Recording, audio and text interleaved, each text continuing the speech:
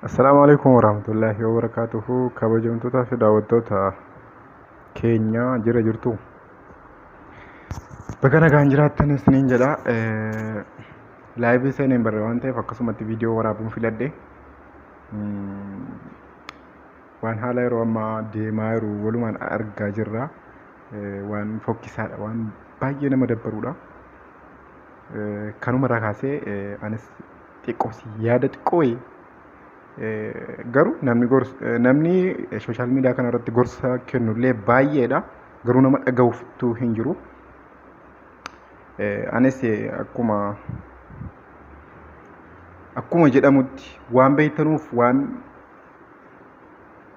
waan beektanu tokko yoo namni isin dhagahuu dhabe itti dubbachuun dhiisina. Akkuma jedhan sana anis dubbachuu filadheetanii. Kanaaf ergaa kana akkasiin sheer gootanu abdiin qaba. Waa'ee guyyaa lama kaleessaaf har'a waa'ee viidiyoo zaaraa sanatuyyuu olii gadi sooshaal miidiyaa guutuun naannaa jira. Isa isiin badii balleessite sana ofitti amantee isiin gara tokkoon dawwaltee ijoollee kadhatti. Namoonni biraa immoo viidiyoon sun sobaa jedhanii ragaa bahuufi. Ragaa sobaa isii miti kunii jedhame namoota mormaaran fa'itu jira. Isiin immoo gara tokkoon viidiyoo sana nasataraa maxxansinaa jettee du'aa ijoollee kadhatti jechuudha. Kaleessa ustaaza keenya fa'i jaallatamaaf kabajamaa duraanii jennaga. Amma xiqqoosii parsantii nuyi itti ilaalaa turre of gadi buusuu eegalaniiru waan ta'eef duraan baay'ee jaallannaa Abu Waaziin abbaa araaraati, abbaa nageenyaati, abbaa wama jennus hin qabnu duraan. Nama wallolee walitti araarsuu, namoota haala fedhayyuu fidanii walitti nagaa buusaa turan jechuudha. Deemaa dhufanii eessa ga'aniiru amma? Kanaan waa'ee viidiyoo waan adda addaa uummanni gadhiisu kanaan marsaa meeqa kan sooshaal miidiyaa irratti argaa turre jechuudha.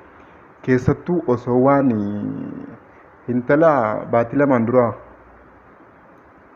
ergaa kana sheer godhaa Abu Waaziin akkanaan naaf qaqqabuun barbaada.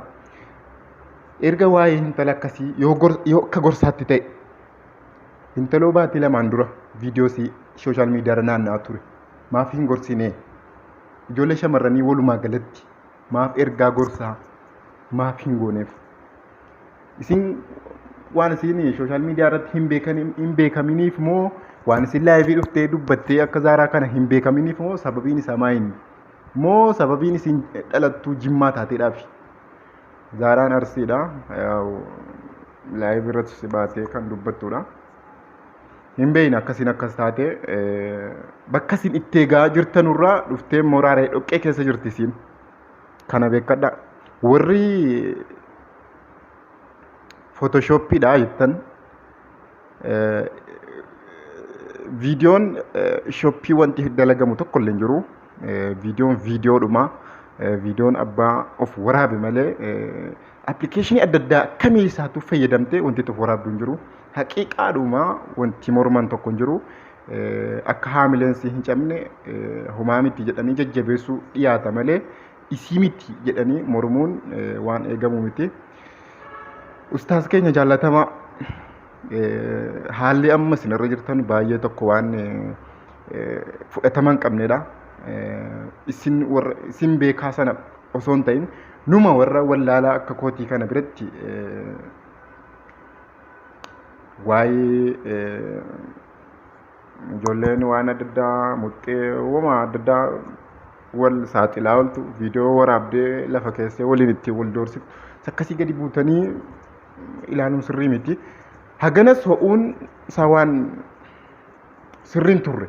Maaliif namoota baay'ee bira qaqqabee zaaraan maal taate akkasii osoo immoo akkuma ijoolleen keenya maxxansuu hin turre dhagahaniituma dhiisan keessaa walitti arganiituma maaliif akkasitti fokkisiisuu hin barbaanne. Yeroo uummanni immoo akkasitti hundi isaa irratti dubbatu namoota baay'ee arguu danda'a. Xiqqeenyis yoomuu kan ol kaatu miti jechuudha. maaliif isinuma to'ise isinuma profaayilii irra godhatee olii gadi sheer godhee mootii keenya mootii shamarranii maaloo qeephoo isinuma jedhee xiqqeenyasii itti dabale parsantii isii dabaluu fi osoo hin taatin xiqqeenyasii gadi dabaltanii ergaan qabu kanaadha. Har'aa kaaftanii viidiyoo olii gadi sheer siin godhinaati. Isiin waan akkanaatti waan eegamtu miti. Isiin bukkoo dhoqqee keessa jirti. Rabbi dhoqqee keessaa haa baasu jennee du'aayee kadhachuufi gaariidha. Warri viidiyoon isii miti jettanus sobas akkasii soburra Rabbi haqa jeelchuu jedhanii du'aayee kadhachuufi caalaa ustaaza keenyarraa du'aayee kadhachuufi gorsuu keessaan deemu waan akkanaatti hin deebini. Ilmi namaa tokko hinuma dogoggora jedhanii gorsuutu gaariidha. Assalaamu alaikum warahmatullahi wabarakatuh.